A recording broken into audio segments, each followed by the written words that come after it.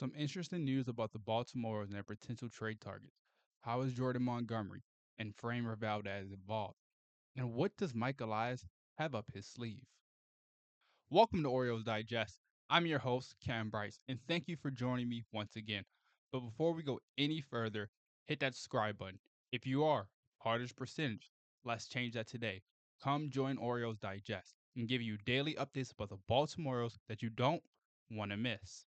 If you've been staying updated with MLB news, the Los Angeles Dodgers have agreed to a deal with Roki Sasaki. We all knew it was coming.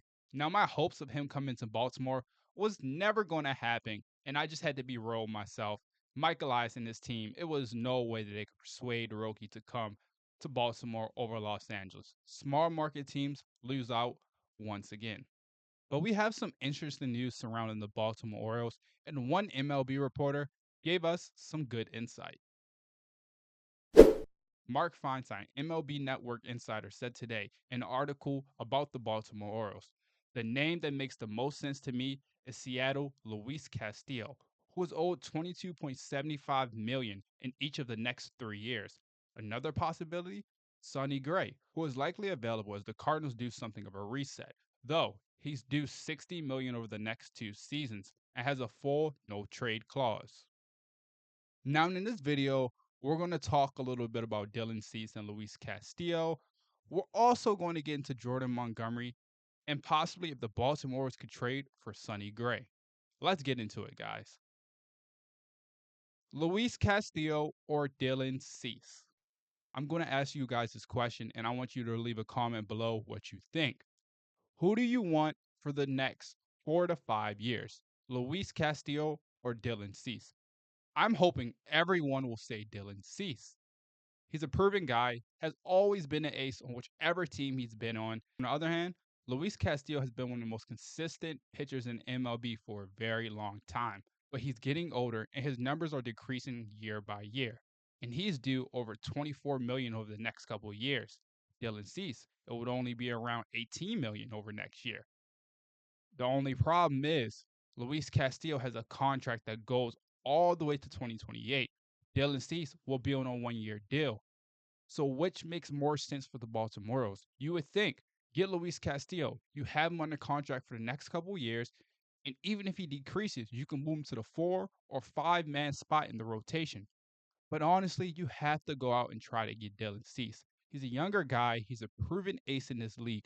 And you put him in the Orioles rotation, he's automatically a Cy Young favorite in the American League. In my personal opinion, I would go for Dylan Cease, but I can understand why a lot of people will lean on Luis Castillo. They're both very good pitchers. But are the Mariners willing to break up their really good rotation right now? And then on the other hand, for the San Diego Padres, you missed out on Roki Sasaki. So are they actually willing to move Dylan Cease, who is their best pitcher in that rotation right now, for a couple of younger prospects when they're hunting for a World Series and especially in a division with the Dodgers? We already know the Dodgers on paper have the best rotation that I've ever seen. And the San Diego Padres can't compete with that. So what other options do the Baltimore Orioles have in the trade market?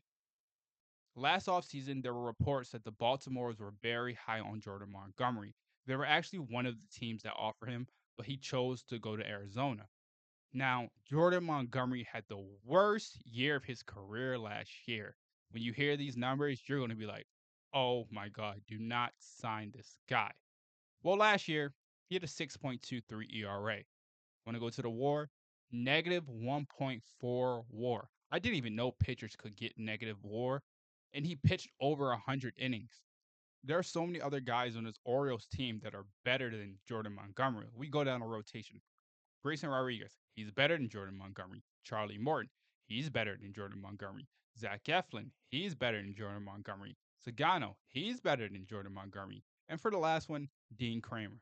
So it would be completely dumb if the Baltimore went out and traded for Jordan Montgomery when you're going to pay him $20 million and he just had the worst season of his career.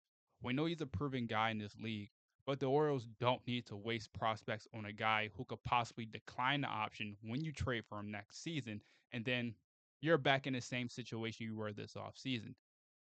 So let's get into the other guy that I really think the Baltimore should go out and trade for, and his name is Sonny Gray. I was so high on Sonny Gray when he was coming out in the pitching market 2 years ago. I was surprised the Twins didn't re-sign him, but the Baltimores have a chance to go out and get a guy like Sonny Gray who can be your second or third best pitcher in your rotation. Let's not forget, 2 years ago, he was top five in Cy Young voting, one of the best pitchers in baseball. Now, they could possibly get a deal where you send a guy like Heston Kjerstad and Dylan Beavers and Chase McDermott for Sonny Gray. I would do that. You can get him on contract for the next 2 years. You don't have to worry about finding an ace. You'll have Sonny Gray, Grayson Rodriguez, and Zach Eflin. That's one of the best 1, 2, 3 punches in the American League. At the end of the day, it depends if the St. Louis Cardinals want to trade Sonny Gray and if the Baltimore Orioles are finally willing to give up on their prospects, in which I believe they need to do soon. In this video, we talked about Dylan Cease and Luis Castillo. We also talked about Jordan Montgomery and Sonny Gray. And if you're not following the MLB every day like me, yes, Roki Sasaki was signed by the Dodgers. I'm going to say that once again. I'm just tired of the Dodgers doing this. It's unfair. When is the MLB going to stop this? All these small market teams are hurting because the Dodgers can go out, defer as much money as they want, and get all-star primetime guys, and it's never going to end until the MLB makes a rule for salary cap situations, and which won't happen because the Dodgers bring them in so much money that it would be absolutely stupid to do that. Now, it's not a lot of traction going around in the Baltimore Orioles organization, international signings, arbitration signings. But we know if this is the rotation as it stands going into 2025 season, I'm very confident.